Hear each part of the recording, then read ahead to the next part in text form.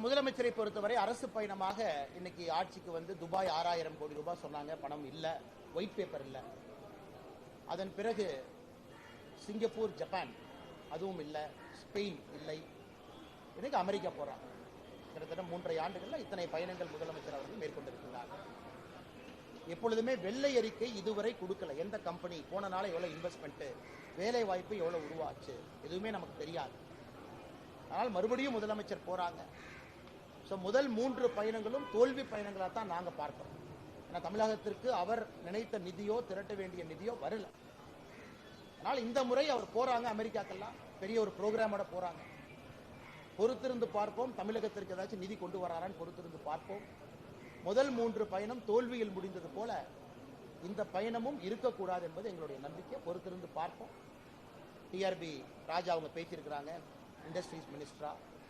குறிப்பாக அமெரிக்காவுடைய western part ஹப்புக்கு போறாங்க, சான் பிரான்சிஸ்கோ, பே ஏரியாக்கெல்லாம். அங்கே ஏகப்பட்ட தமிழர்கள் கொடிக்கட்டி பறந்து கொண்டிருக்கின்றார்கள். அவங்கள பிடிச்சாவே ஆயிரக்கணக்கான கோடி ரூபாய் தமிழ்நாட்டுக்கு வந்துடும். அதனால் அதையெல்லாம் செய்வார்களா என்று பாரதிய ஜனதா கட்சி பார்த்து கொண்டிருக்கின்றோம். வந்த பிறகு பேசுகின்றோம். மத்திய அரசு புதிய கல்விக் கொள்கை அமல்படுத்தாதனால நிதி கொடுக்கல அப்படிங்கிற இன்னைக்கு காலையில் நான் செக் பண்ணங்கன்னா கடந்த 5 ஆண்டுகள்ல மத்திய அரசை பொறுத்தவரை நிதி கொடுத்திருக்காங்க. எது கொடுத்திருக்காங்கன்னா right to education act RTE மூலமா கொடுத்திருக்காங்க. சமகிரக சிக்ஷா கொடுத்திருக்காங்க, அதுக்கும் வந்திருக்கு. கிட்டத்தட்ட 5 ஆண்டுகள்ல ஏறத்தாழ 5000 கோடி ரூபாய்க்கு மேல, 5100 கோடி ரூபாய்க்கு மேல பணம் வந்திருக்கு இந்த ஹெட்ல மட்டும். இன்னைக்கு மாநில அரசு PM ஸ்ரீ பள்ளிக்கூடம் வேண்டும் என்று ஒத்துக்கொண்டார். இவங்க தான் ஒத்துக்கிட்டாங்க. PM ஸ்ரீ தமிழகத்திற்கு வரும். PM ஸ்ரீ நம்ம என்ன சொல்லணும்னா 16000 பள்ளிக்கூடங்கள் PM ஸ்ரீ என்கிற பெயரில் இருக்கும். இந்தியா முழுவதும் நவீனமான உள்கட்டமைப்பு இருக்கக்கூடிய பள்ளிக்கூடங்கள், அட்வான்ஸ்டா இருக்கும், புதிய பள்ளிக்கூடங்களா இருக்கும். அந்த பள்ளிக்கூடங்கள் 16000 பள்ளிக்கூடங்கள் கட்டுவதற்கு மத்திய அரசு கொடுக்கிற நிதி தான் PM ஸ்ரீ. அதை தமிழக அரசு வேண்டும் என்று சொல்லி ஒப்புக்கொண்டார். ஆனா கையெழுத்து போடல. வேண்டும் என்று சொன்ன பிறகு ஏன் கையெழுத்து போடல? பல காரணங்கள்ல ஒரு காரணம் என்ன சொல்றாங்கன்னா, இதுல புதிய கல்விக் கொள்கை PM ஸ்ரீல இம்ப்ளிமெண்ட் பண்றாங்க, அதுல மும்மொழி கொள்கை இருக்கு, அதை நாங்கள் எதிர்க்கின்றோம் என்பது அவர்கள் சொல்ற காரணமா இருக்கு. ஒரு பக்கம் கேந்திரிய வித்யாலயா இருக்கு, அதுல மும்மொழி கொள்கை இருக்கு, யாரும் இல்லை என்று சொல்லவில்லை. கேந்திரிய வித்யாலயா பள்ளிக்கூடத்துல யாரெல்லாம் பயன்படுறாங்களோ போய் படிச்சுட்டு இருக்காங்க. ட்ரைபல் குழந்தைகளுக்கு ஏகலவ்யா பள்ளிக்கூடங்கள் தமிழகத்தில் இருக்கு, அதிலும் மும்மொழி கொள்கை இருக்கு, அதுலயும் பிரச்சனை இல்லாம படிக்கிறாங்க. ஏகலவ்யா இருக்கு, கேந்திரிய வித்யாலயா இருக்கு, நவோதயா இல்ல, வேண்டான்ட்டாங்க. ஆனால் PM ஸ்ரீ பள்ளியை பொறுத்தவரை முதலமைச்சர் ஒரு ஆணை போடலாமே. தமிழகத்தில் எத்தனையோ தமிழ் பேசாத சமுதாயம் இருக்கு. முதல் மொழி தமிழாக இருக்கட்டும், 2வது மொழி ஆங்கிலமாக இருக்கும், 3வது மொழி கோயம்புத்தூர் பக்கத்தில் மலையாளம் இருக்கும், சென்னைக்குள்ள எல்லாம் தெலுங்கு இருக்கும், ஒசூர் பார்டர்ல கன்னடம் இருக்கும். அந்த மாதிரி முதலமைச்சர் சொல்லலாமே. ஏன்னா இங்கேயும் தமிழகத்தில் தெலுங்கு பேசக்கூடியவர்கள் இருக்கிறாங்க, கன்னடம் பேசக்கூடியவங்க இருக்கிறாங்க, மலையாளம் பேசக்கூடியவங்க இருக்கிறாங்க, உருது பேசக்கூடியவங்க இருக்கிறாங்க. அதனால் எந்த அர்த்தத்தில் மும்மொழி வேண்டாம்னு சொல்றாங்க? ஹிந்தி வேண்டாம், ஓகே வேண்டாம். இன்னைக்கு முதலமைச்சர் அவர்கள் தமிழ்நாட்டில் எந்த பள்ளியிலும் PM ஸ்ரீ பள்ளியில ஹிந்தி இருக்காதுன்னு சொல்லிட்டு பரவாயில்லைங்கண்ணா, ஒன்றும் பிரச்சனை, மத்திய அரசு அனுமதி கொடுக்கும். ஆனா 3வது மொழியை வகுங்குன்னு தான் நம்ம சொல்றோம். அது மலையாளம் கொண்டு வாங்க, கன்னடத்தை கொண்டு வாங்க, உருதை கொண்டு வாங்க, தெலுங்கை கொண்டு வாங்க. அதனால் முதலமைச்சர் அவர்களும் தமிழக அரசும் சொல்லுகின்ற காரணத்தை நாம் ஏற்றுக்கொள்ள முடியாது.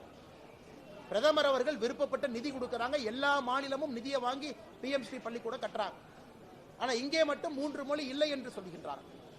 இதற்காக மத்திய அரசு கொடுப்பதற்கு தயார். PM ஸ்ரீ பள்ளிக்கூட வேண்டும் நீங்க தான் சொன்னீங்க. ஆனா கையெழுத்து மட்டும் மும்மொழி கொள்கைக்கு விலக்கு கொடுங்க, எப்படி கொடுப்பாங்க? இந்தியா முழுவதும் ஒரு கொள்கை தான். ஹிந்தி வேண்டான்னு சொல்லுங்க, பரவாயில்ல. ஹிந்தி ஆப்ஷனலா கூட வேண்டான்னு சொல்லுங்க, பரவாயில்ல. ஆனா 3வது மொழி படிங்க, காலத்தினுடைய கட்டாயம். அதனால் முதலமைச்சரும் தமிழக அரசும் சொல்வதை நாங்கள் ஏற்க மறுக்கின்றோம். இது மறுபடியும் ஒரு அரசியல் விளையாட்டாகத்தான் நாங்கள் பார்க்கிறோம். இதனால யாருக்கு என்ன பிரச்சனை முதலமைச்சர் சொல்லட்டும். மலையாளம் படிக்கிறனால தமிழ்நாட்டில் இருக்கக்கூடிய கேரள சொந்தங்களுக்கு என்ன பிரச்சனை? தெலுங்கு படிக்கிறனால சென்னையில் இருக்கக்கூடிய தெலுங்கு சொந்தங்களுக்கு என்ன பிரச்சனை? கன்னடம் படிக்கிறனால என்ன பிரச்சனை? உருது படிக்கிறனால என்ன பிரச்சனை?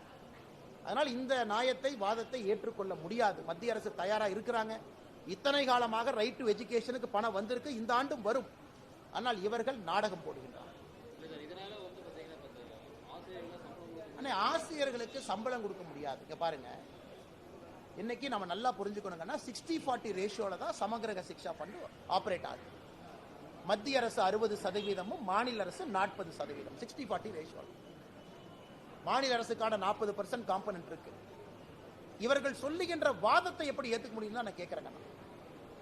நீங்க பிஎம் ஸ்ரீ பள்ளிக்கூடம் வேணும்னு நீங்க ஒத்துக்கிட்டீங்க, அதுக்கு தான் அந்த பணம் வருது. பள்ளிக்கூடம் ஒரு பக்கம் மகேஷ் பொய்யாமொழி அவர்கள் சட்டப்பேரவையில் சொல்றாங்க 10,000 பள்ளிக்கூடங்கள் குறைவா இருக்கு, உடைஞ்சு போச்சு, மரம் மேல முளைச்சிருக்கு, கூரை ஒழுகுது, பள்ளிக்கூட கட்டடம் இடிஞ்சு விழுகுது. சரி, நீங்க கட்டுங்க. கட்டுறக்கு மோடி ஐயா பணம் கொடுத்து வேண்டான்னு ஏன் சொல்றீங்க? ஒன்று, மோடி ஐயா பணம் வேண்டானா மாநில அரசனுடைய நிதியில 3 லட்சம் கோடி ரூபாய் பட்ஜெட்ல நீங்க பள்ளிக்கூடத்தை கட்டுங்க. கட்டுவதற்கு பணம் இல்லை. கட்டுவதற்கு பணம் வந்தால் இது போன்ற முட்டுக்கட்டையை போடுறாங்க. அதனால் இன்னைக்கு இவங்க எமோஷனல் பிளாக்மெயில், ஐயோ ஆசிரியர்களுக்கு சம்பளம் போட முடியாது அப்படின்னு ஒரு எமோஷனல் பிளாக்மெயில வைக்கிறாங்க. அதுக்கும் இதற்கும் சம்பந்தம் இல்லை. இது 60-40 ரேஷியோல இந்தியா முழுவதும் ஆபரேட் ஆகும். அது எப்படி 2020 வரை ஹிந்தி